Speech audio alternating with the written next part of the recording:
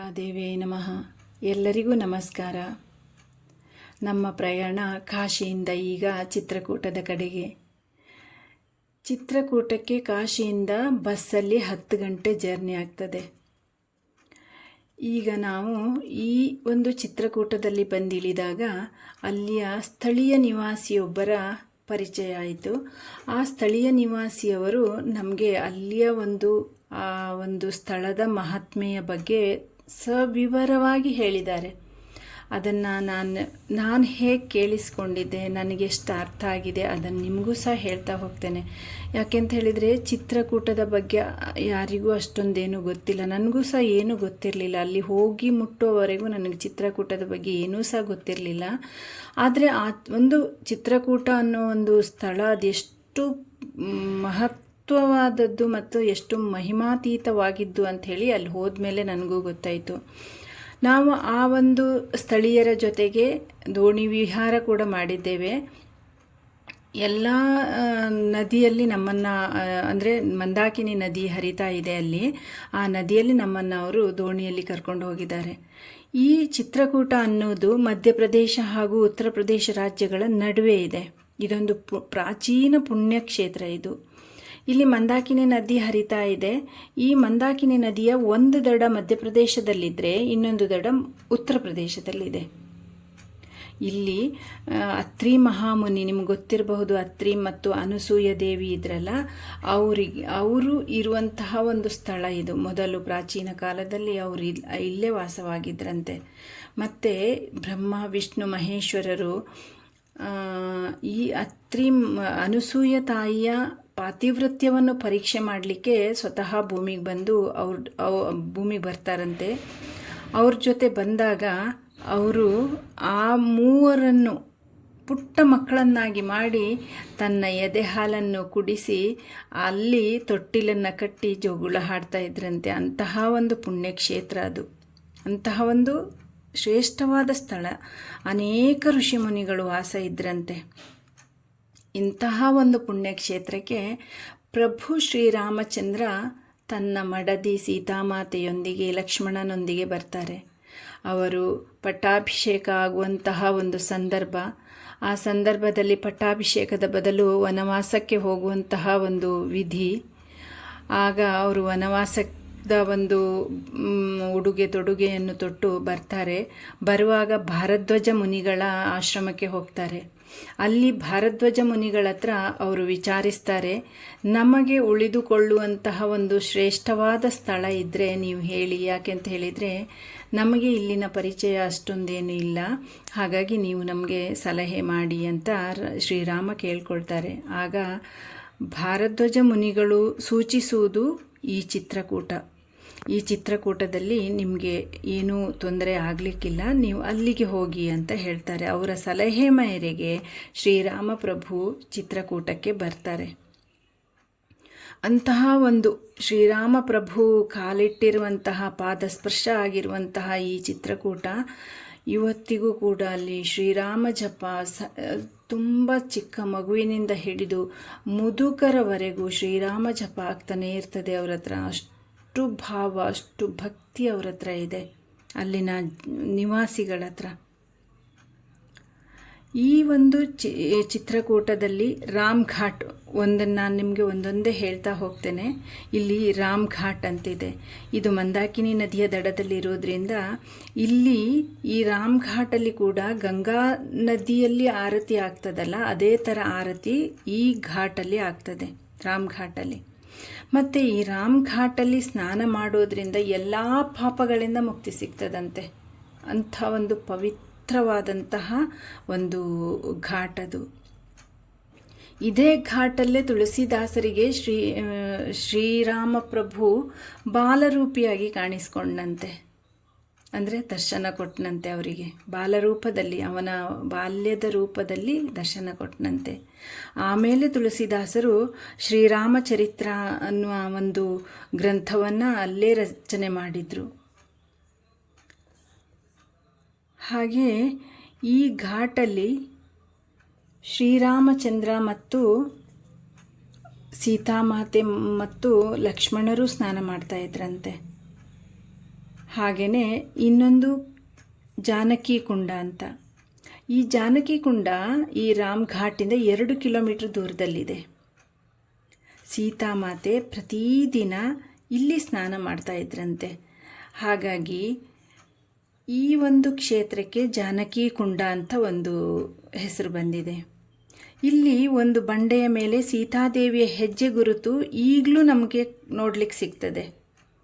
ಸೀತಾಕುಂಡದಲ್ಲಿ ನೀರು ಎಷ್ಟು ಸ್ವಚ್ಛ ಶುಭ್ರವಾಗಿದೆ ಅಂತ ಹೇಳಿದರೆ ಸ್ಫಟಿಕದಷ್ಟು ಶುದ್ಧವಾದಂತಹ ಜಲ ಅದು. ಇಲ್ಲಿ ಸ್ನಾನ ಮಾಡಲಿಕ್ಕೆ ತುಂಬ ಜನ ಬರ್ತಾರೆ. ಹಾಗೆ ಇನ್ನೊಂದು ಮೂರನೇದು ಕಾಮದ್ಗಿರಿ ಅಂತ. ಚಿತ್ರಕೂಟದ ಮಧ್ಯಭಾಗದಲ್ಲಿದೆ ಇದು ಕಾಮದ್ಗಿರಿ. ಇಲ್ಲಿ ಒಂದು ಬೆಟ್ಟ ಇದೆ, ಅದು 5 ಕಿಲೋಮೀಟ್ರ್ ಸುತ್ತಳತೆ. ಅಂದರೆ ಆ ಬೆಟ್ಟ ಪ್ರದಕ್ಷಿಣೆ ಹಾಕಲಿಕ್ಕೆ 5 ಕಿಲೋಮೀಟ್ರ್ ಆಗ್ತದೆ. ಈ ಪುಟ್ಟದಾದ ಬೆಟ್ಟವನ್ನು ಪ್ರದಕ್ಷಿಣೆ ಹಾಕಿದರೆ ಎಲ್ಲ ಮನೋಕಾಮನೆಗಳು ಈಡೇರಿ ಬಿಡ್ತದಂತೆ. ಕಾಮಗಿರಿಯ 5 ಕಿಲೋಮೀಟ್ರ್ ದೂರದ ಬೆಟ್ಟ ಏನು ಪ್ರಯಾಣ ಮಾಡ್ತೇವೋ ನಾವು, ಆ ಪ್ರಯಾಣದುದ್ದಕ್ಕೂ ರಾಮಾಯಣಕ್ಕೆ ಸಂಬಂಧಪಟ್ಟಂತಹ ಎಲ್ಲ ಚಿತ್ರಗಳು ಅಲ್ಲಿ ಇದೆ, ಅದನ್ನು ನಾವು ನೋಡ್ಬೋದು. ಆಮೇಲೆ ಅನಸೂಯ ಆಶ್ರಮ ಅಂತ ಇದೆ. ನಾನು ಮೊದಲೇ ಹೇಳಿದ ಹಾಗೆ ಅತ್ರಿ ಮಹಾಮುನಿಗಳು ಮತ್ತು ಅನಸೂಯ ಮಾತೆಯ ಒಂದು ಆಶ್ರಮ ಇದೆ. ಅದು ಚಿತ್ರಕೂಟದಿಂದ 16 ಕಿಲೋಮೀಟ್ರ್ ದೂರದಲ್ಲಿದೆ. ಅನಸೂಯ ಆಶ್ರಮ, ಇಲ್ಲಿ ಅನಸೂಯ ಮಾತೆ ಪಾತಿವ್ರತ್ಯ ನಾನು ನಿಮ್ಗೆ ಹೇಳಿದ್ನಲ್ಲ, ಅದನ್ನು ಪರೀಕ್ಷೆ ಮಾಡಲಿಕ್ಕಂತ ತ್ರಿಮೂರ್ತಿಗಳೇ ಬರ್ತಾರೆ. ಅವರನ್ನು ಮಕ್ಕಳ ರೂಪದಲ್ಲಿ ಅವಳು ತೊಟ್ಟಿಲಲ್ಲಿ ಆಡಿಸಿದ ಜಾಗ ಈ ಅನಸೂಯ ಆಶ್ರಮ. ಅಲ್ಲಿಗೆ ಇವರು ತ್ರಿಮೂರ್ತಿಗಳು 3 ಜನ ಮಕ್ಕಳಾಗಿ ಬಿಟ್ಟಿದ್ದಾರೆ. ಆಗ ತ್ರಿಶಕ್ತಿಗಳಿಗೆ ಅಂತ ಹೇಳಿದರೆ ಲಕ್ಷ್ಮೀ, ಸರಸ್ವತಿ, ಪಾರ್ವತಿಯರಿಗೆ ತುಂಬ ಟೆನ್ಷನ್ ಆಗ್ತದೆ, ಕಂಗಾಲಾಗಿ ಹೋಗ್ತಾರೆ. ಆಗ ಅನಸೂಯ ದೇವಿ ಹತ್ರನೇ ವಾಪಸ್ ಬಂದು ಪ್ರಾರ್ಥನೆ ಮಾಡ್ತಾರೆ. ಆಗ ಅನಸೂಯ ದೇವಿ ಮೊದಲಿನಂತೆ ತ್ರಿಮೂರ್ತಿಗಳನ್ನು ಮಾಡ್ತಾಳೆ. ಆಗ ಈ ತ್ರಿಶಕ್ತಿಗಳು ಆಶೀರ್ವಾದ ಮಾಡ್ತಾರೆ ಅನಸೂಯ ದೇವಿಗೆ.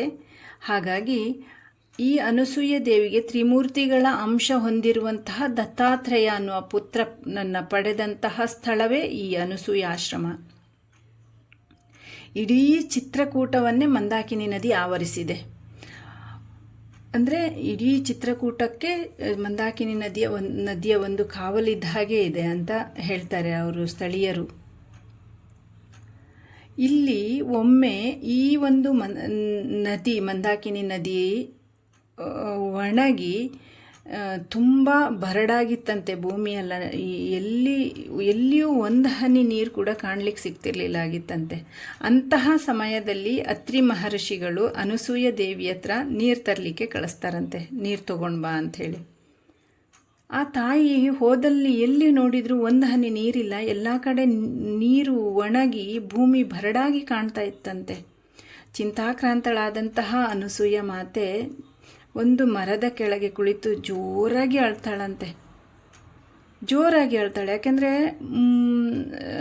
ಅತ್ರಿ ಮಹರ್ಷಿಗಳು ನೀರು ತೊಗೊಂಡು ಬಾ ಅಂತ ಕಳಿಸಿದ್ದಾರೆ, ಎಲ್ಲಿ ನೋಡಿದರೂ ನೀರಿಲ್ಲ, ನಾನೇನು ಮಾಡಲಿ ಅಂತ ಅಳ್ತಾಳಂತೆ. ಅವಳ ಅಂದರೆ ಅವಳ ಕಣ್ಣೀರು ನೋಡಲಾಗದೆ ಈ ಮಂದಾಕಿನಿ ನದಿ ಧಾರಾಕಾರವಾಗಿ ಹರಿದು ಬಿಡ್ತಾಳಂತೆ. ಧಾರಾಕಾರವಾಗಿ.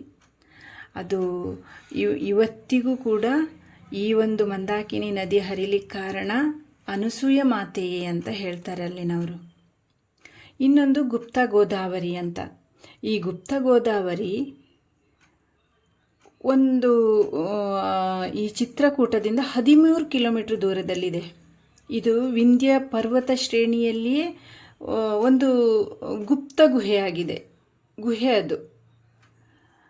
ಇಲ್ಲಿಗೆ ಅದು ಹೇಗಿದೆ ಅಂತ ಹೇಳಿದರೆ ನೋಡಿ, ಇಲ್ಲಿಗೆ ಶ್ರೀರಾಮ ಪ್ರಭು ಬರುವುದು ದೇವಶಿಲ್ಪಿ ವಿಶ್ವಕರ್ಮರಿಗೆ ಮೊದಲೇ ಗೊತ್ತಿತ್ತಂತೆ. ಹಾಗಾಗಿ ಅವರೇ ಸ್ವತಃ ಈ ಗುಹೆಯನ್ನು ಕೊರೆದಿದ್ರಂತೆ, ಅವರೇ ರೆಡಿ ಮಾಡಿದ್ರಂತೆ ಈ ಗುಹೆಯನ್ನು. ಈ ಗುಹೆಯಲ್ಲಿ 2 ಗುಹೆ ಇದೆ. ಈ ಗುಹೆ ಒಳಗೆ ಹೋದರೆ ಅಲ್ಲಿ 2 ಗುಹೆಗಳಿದ್ದಾವೆ. ಆ 2 ಗುಹೆಯಲ್ಲಿ ಒಂದರಲ್ಲಿ ಶಿವಲಿಂಗ ಇದೆ, ಇನ್ನೊಂದರಲ್ಲಿ ನದಿಯ ಉಗಮ ಸ್ಥಾನ ಇದೆ.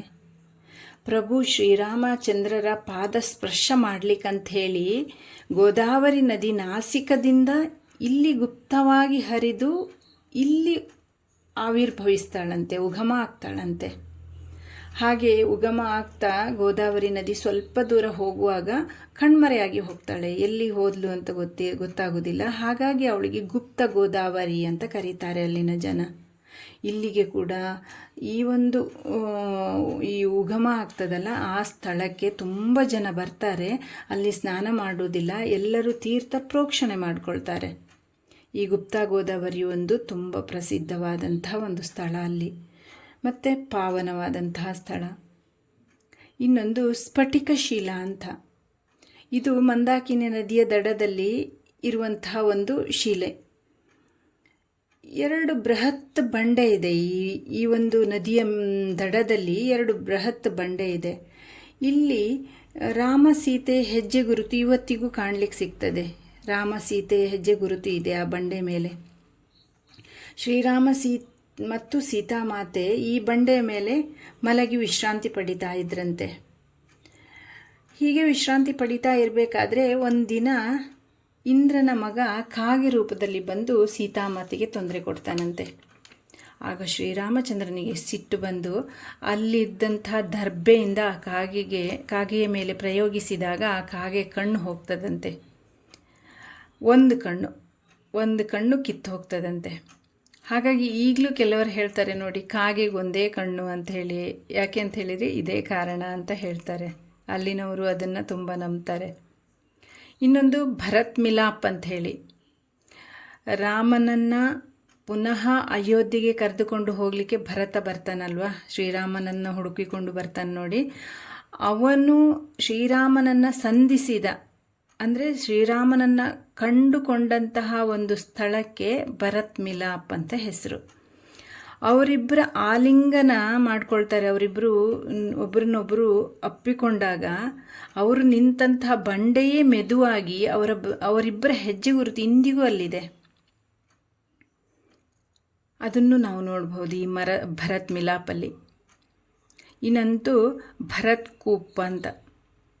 ಈ ಭರತ್ ಕೂಪ ಚಿತ್ರಕೂಟದಿಂದ 20 ಕಿಲೋಮೀಟರ್ ದೂರದಲ್ಲಿದೆ. ಭರತ್ಪುರ ಅನ್ನೋ ಒಂದು ಹಳ್ಳಿ ಇದು. ಆ ಹಳ್ಳಿಯಲ್ಲಿ ಈ ಭರತ್ ಕೂಪ್ ಇದೆ. ಒಂದು ಬಾವಿ. ಈ ಬಾವಿಯಲ್ಲಿ ಸ್ನಾನ ಮಾಡಿದರೆ ಭಾರತದ ಎಲ್ಲ ಸ್ಥಳಗಳಲ್ಲಿ ಸ್ನಾನ ಮಾಡಿದ ಪುಣ್ಯ ಲಭಿಸ್ತದಂತೆ.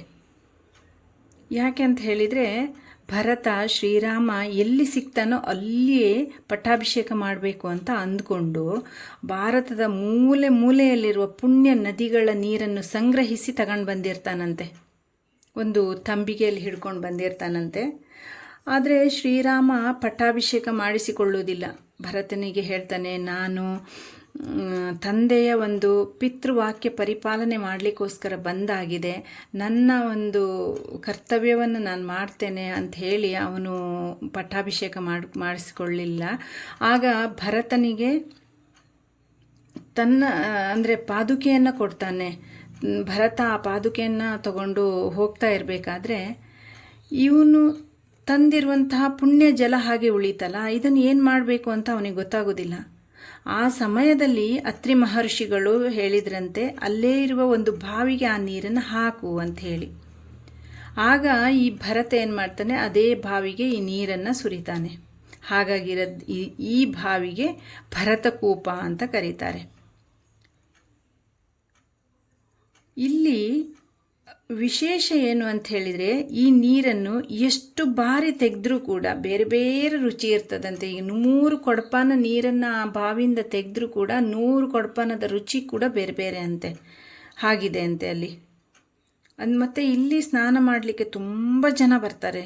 ಇಲ್ಲಿ ಸ್ನಾನ ಮಾಡೋದ್ರಿಂದ, ಇದು ಒಂದು ಬಾವಿಯಲ್ಲಿ ಸ್ನಾನ ಮಾಡಿದರೆ ನಾವು ಇಡೀ ಭಾರತ ದೇಶದಲ್ಲಿ ಇರುವಂತಹ ಪುಣ್ಯ ಸ್ಥಳಗಳಲ್ಲೆಲ್ಲ ಸ್ನಾನ ಮಾಡಿ ಬಂದಂತೆ ಅಂತ.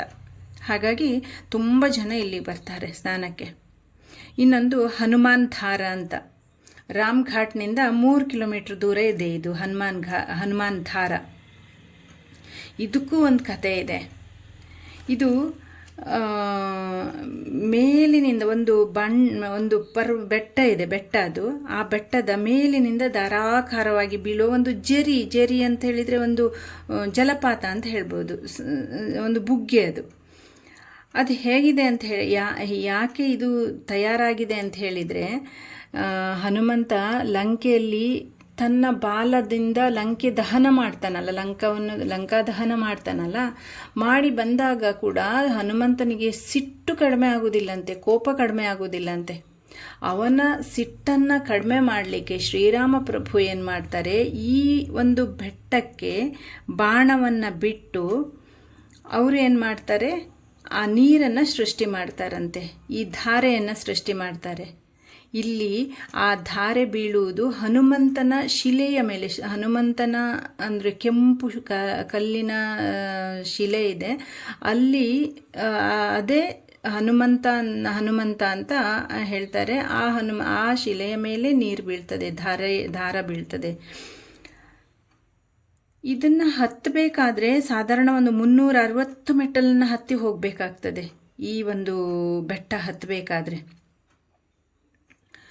ಇಲ್ಲಿ ಈ ಒಂದು ಹನುಮಾನ್ ಧಾರದಲ್ಲಿ ಬೇಸಿಗೆಯಲ್ಲಿ ಕೂಡ ನೀರು ಬತ್ತಿ ಹೋಗುವುದಿಲ್ಲ ಅಂತೆ. ಹನುಮಾನ್ ಧಾರದಲ್ಲಿ ಇಡೀ ವರ್ಷಾವಧಿ ನೀರು ಬರ್ತಾನೆ ಇರ್ತದಂತೆ. ಮತ್ತು ಈ ಹನುಮಾನ್ ಧಾರದಲ್ಲಿ ಅಂದರೆ ಈ ಹನುಮಾನ್ ಧಾರ ಇರುವಂತಹ ಬೆಟ್ಟದಲ್ಲಿ ಸಣ್ಣ ಸಣ್ಣ ದೇವಸ್ಥಾನಗಳು ಸುಮಾರಿದೆ, ನೋಡಬಹುದಲ್ಲಿ. ಮತ್ತು ಇಲ್ಲಿ ನಿಂತು ನೋಡಿದರೆ ಚಿತ್ರಕೂಟದ ದೃಶ್ಯ ತುಂಬ ಚೆನ್ನಾಗಿ ಸಿಗ್ತದೆ, ತುಂಬ ಚೆನ್ನಾಗಿ ನೋಡಲಿಕ್ಕಾಗ್ತದೆ. ಮನ ತಣಿಯುವಂತಹ ಮನಮೋಹಕವಾದಂತಹ ದೃಶ್ಯ ಇದೆ ಇಲ್ಲಿ. ಆಮೇಲೆ ಇನ್ನೊಂದು ರಾಮಶಯ್ಯ ಅಂತ, ಚಿತ್ರಕೂಟ ಹಾಗೂ ಭರತ್ಪುರದಗಳ ಮಧ್ಯೆ ಇರುವಂತಹ ರಾಮಶಯ್ಯ ಎನ್ನುವ ಒಂದು ಏಕಾಂತ ಪ್ರಶಾಂತವಾದಂತಹ ಒಂದು ಸ್ಥಳ ಇದೆ.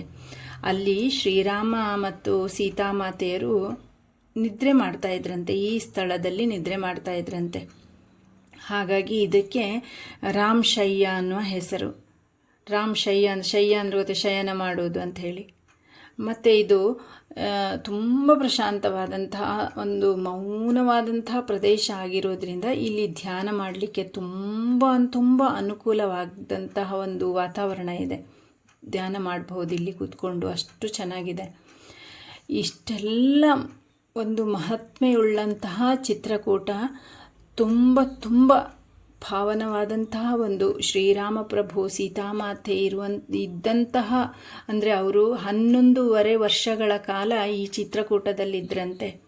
ಇಂತಹ ಒಂದು ಪುಣ್ಯ ಕ್ಷೇತ್ರಕ್ಕೆ ಸಾಧ್ಯ ಆದರೆ ನೀವೆಲ್ಲರೂ ಒಮ್ಮೆ ಬಂದು ಸಂದರ್ಶನ ಕೊಟ್ಟು ಹೋಗಿ. ತುಂಬ ಚೆನ್ನಾಗಿದೆ, ನೋಡಬೇಕಾದಂತಹ ಒಂದು ಸ್ಥಳ ಇದು.